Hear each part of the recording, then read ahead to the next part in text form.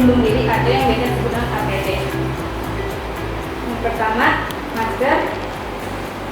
Masker berguna untuk melindungi organ pernapasan dari partikel debu, uap, dan gas.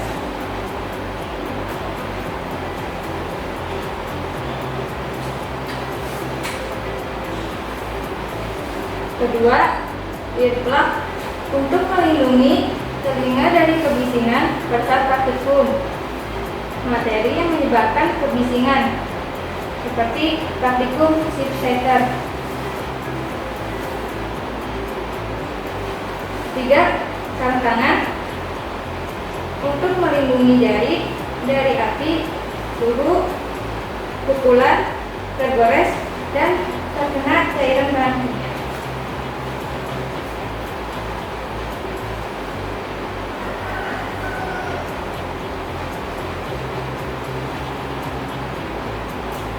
Jaslet untuk melindungi tubuh dari terkena bahan kimia dan sebagai tanda pengenal mahasiswa untuk praktikum mekanika tanah.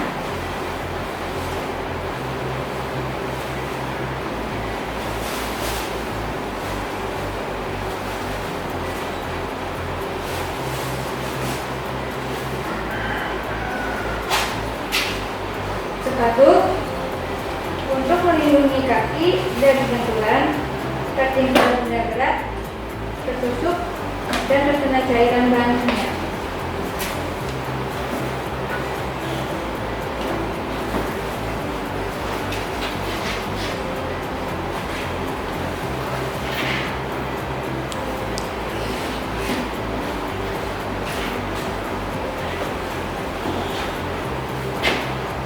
Selanjutnya, kacamata pengaman untuk melindungi mata dari paparan partikel, percikan benda kecil, benda panas, ataupun uap panas.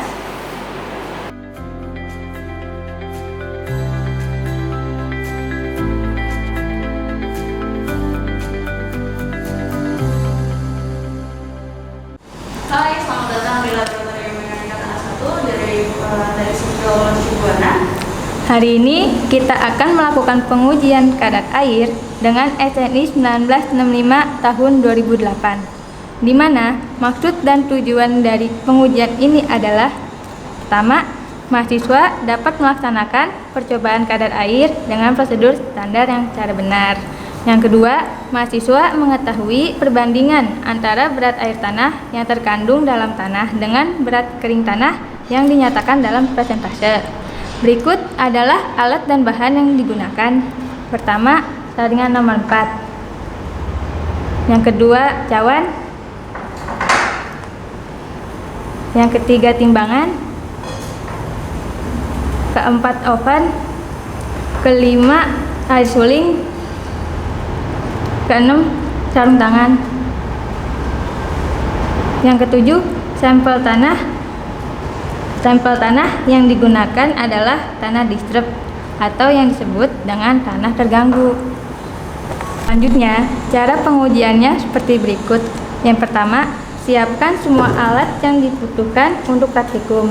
Pastikan semua alat dalam keadaan baik dan bersih sebelum dipakai. Kedua, timbang cawan, kemudian beri tanda dan beratnya dicatat. Ketiga, campurkan air dan tanah di dalam cawan. Aduk hingga tanah tidak terlalu kering maupun basah.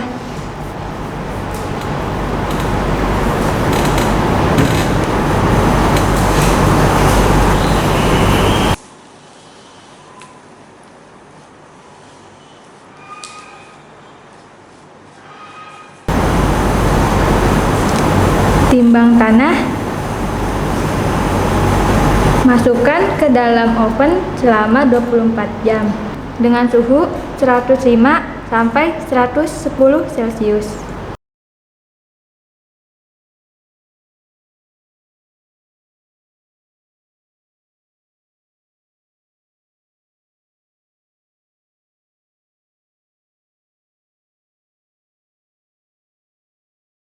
Keenam, lalu keluarkan tanah dari oven dan timbang massa tanah tersebut.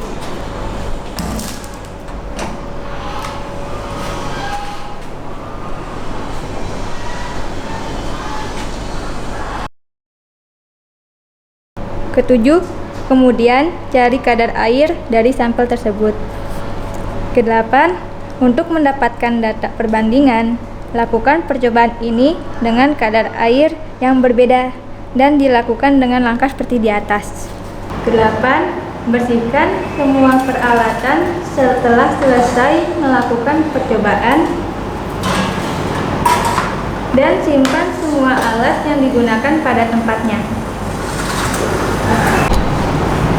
Berikut adalah rumus perhitungan dari kadar air, yaitu W2 dikurang W3 dibagi W3 dikurang W1 dikali 100%, di mana W1 berat cawan, W2 berat tanah basah plus berat cawan, W3 berat tanah kering plus berat cawan.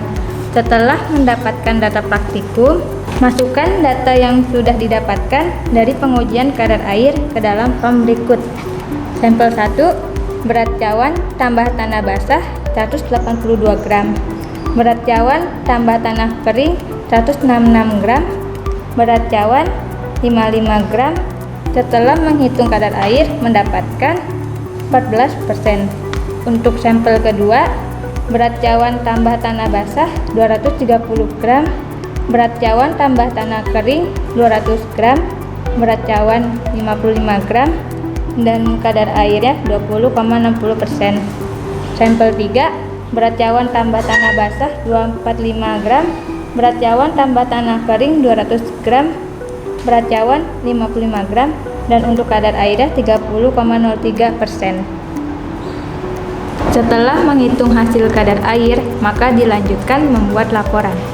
Berdasarkan hasil perhitungan dari praktikum, didapatkan hasil pada sampel 1 14%, sampel 2 20,60%, sampel 3 30,03%. Menurut SNI 1965 tahun 2008, kadar air yang baik berkisar 20-30%.